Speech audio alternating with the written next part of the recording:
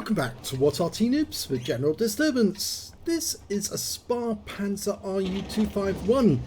It's a tier 9 German light tank. It's located on the north spawn of Prokhorovka and it's under the command of Jonas XD 0009.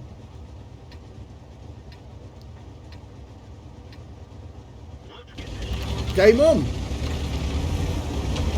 Well, this little tank never got put into mass production, but they did produce prototypes. It's based on the Kanonen Jagdpanzer hull, the 4.4 to 5 tank destroyer. 4 to 5.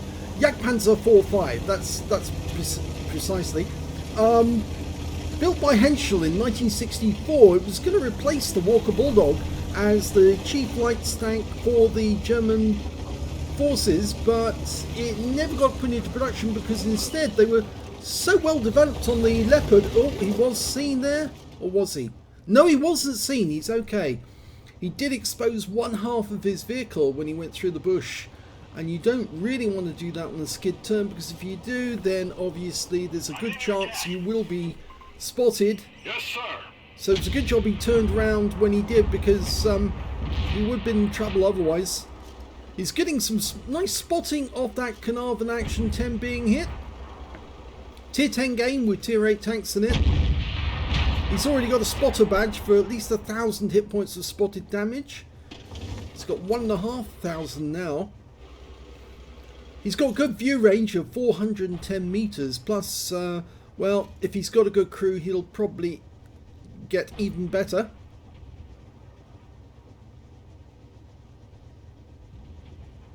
He is using chocolate as well to improve his spotting ability.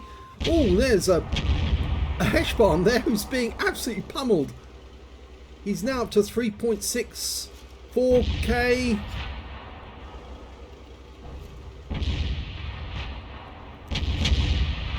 As you know, you get half the damage or half the XP from the actual damage done to enemy tanks for spotting it. Lost sight of them now, but you'll probably gain them back shortly. It's a 90mm gun, capable of 240 alpha with standard APCR as the main armament. Does 215mm of penetration. With the heat rounds they'll go up to 250. He's loaded the high explosive rounds as well.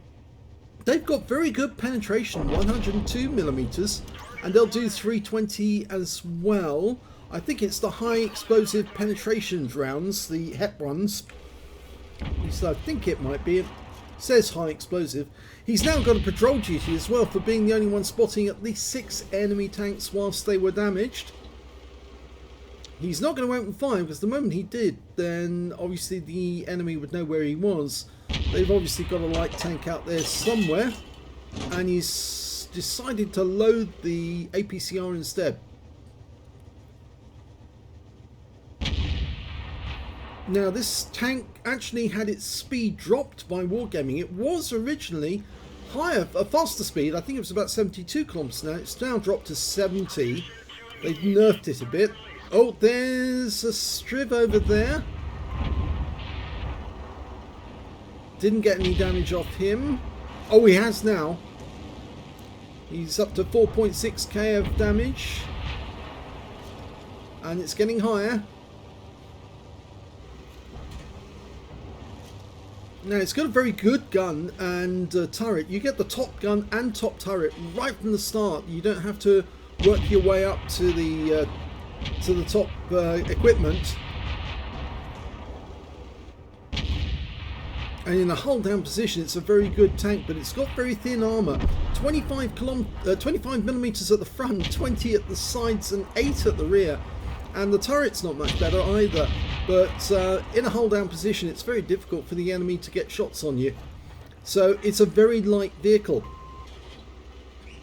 And the German Bundeswehr didn't want to actually pay for a separate vehicle for their reconnaissance work. They considered that the Leopard would do fine on its own, and that's why this tank never got into production.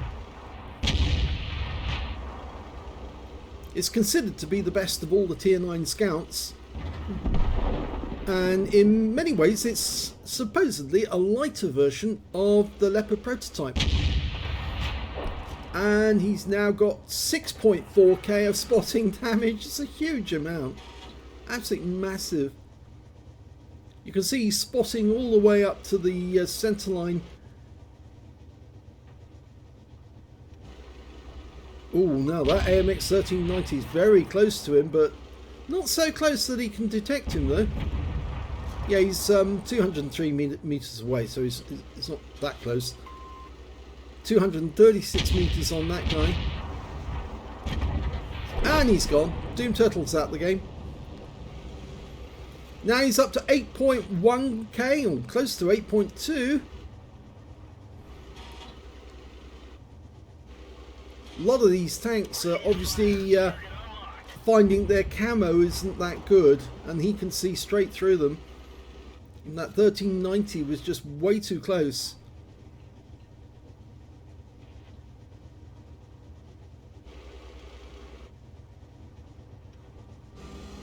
It's funny, we've lost sight of the 1390.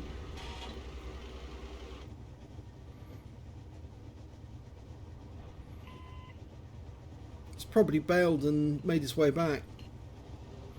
Yep, he's marking, saying attention to their positions. And the 263's moving up in the bushes. Well, he's not in the bushes anymore, but he is behind some of them. Oh no, he just took some damage there.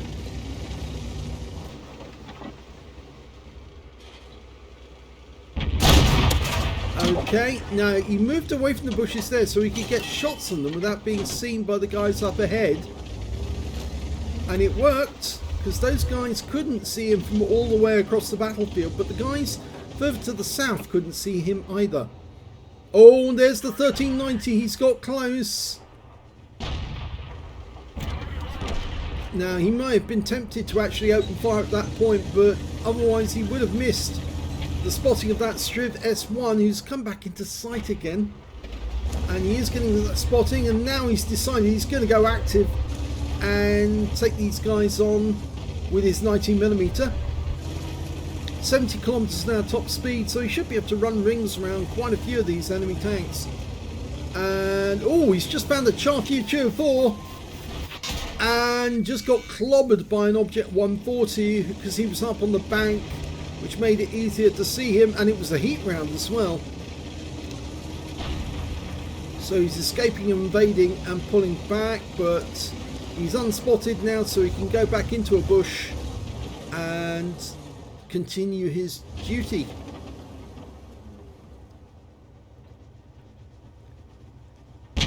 They now know he's here though, so the Object 140 has come over from the field, getting close to the tree line.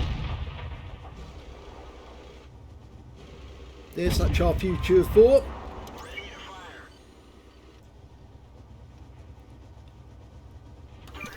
And that means the Striv is probably all on his own over by the edge of the map.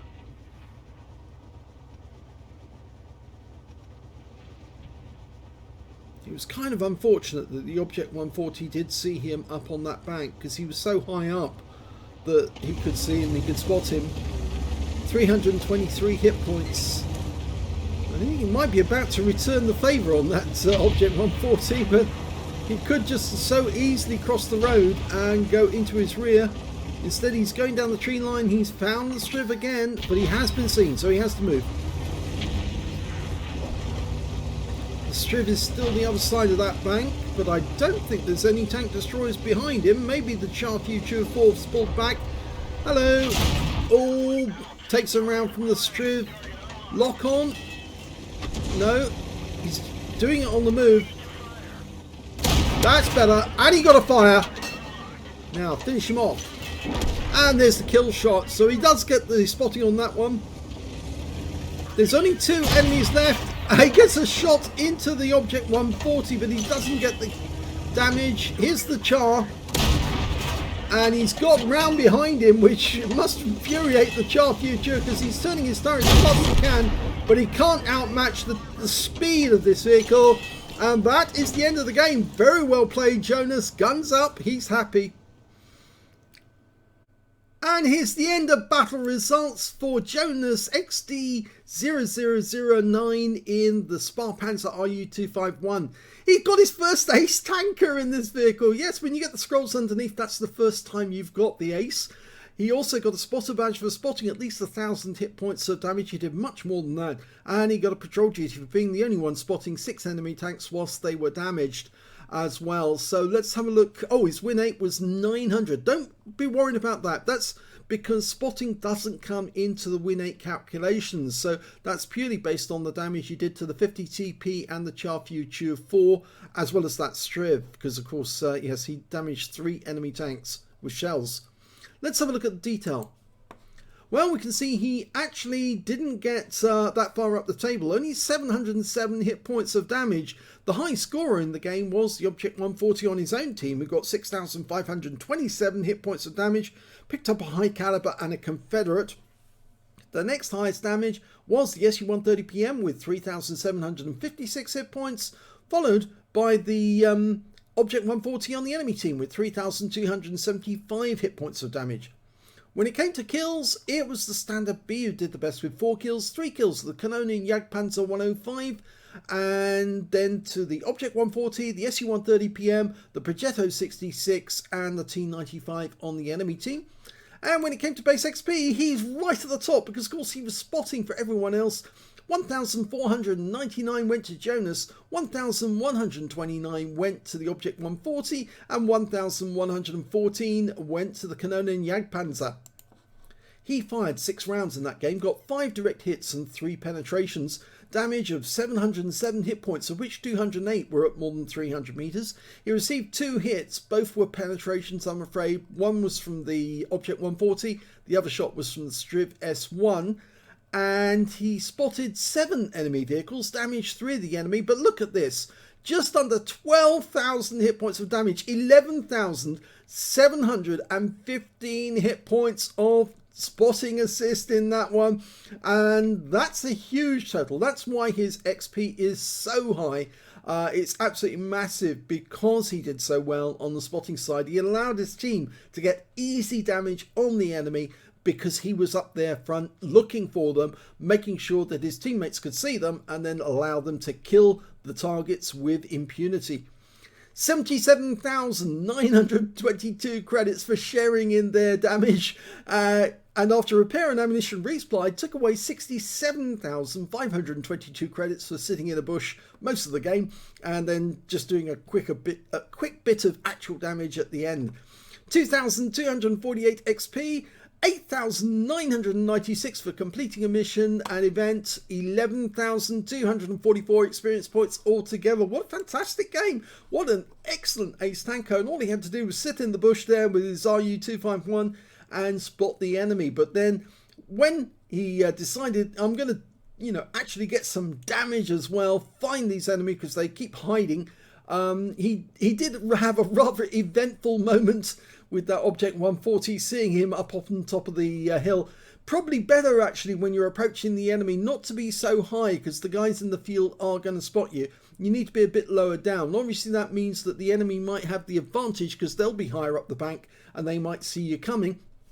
But at least if you're lower down, you're less likely to be seen by the guys in the field, because there's of course that ridge line on the road where the tree line is. So the lower you are, the less likely you're going to be spotted from the field, but the more likely you're going to be spotted by the guys who are higher above you, who are looking down on that area. But it's a much better way of approaching the enemy stealthily without being spotted by guys in the field and taking rounds from them. You learn that one from bitter experience after a while. It works both ways as well, as unfortunately, if you try to approach at the top, you also can actually be spotted by the guys in the tree line further up. So sometimes it swings and roundabouts. You approach too high up, you'll be spotted and shot at. But on this occasion, I think he did learn that. So stay lower down. It's much safer. Okay, so great game for Jonas. First ace tanker in the Ru-251. And, well, we'll see how he gets on when he gets to tier 10 and deals with the German scouts then. Because, of course, then he's got some slightly different scouts to deal with, especially with that pivoting gun. So if you enjoyed that replay, please give this video a like, do subscribe to our channel, leave a little comment down below because it feeds the algorithm.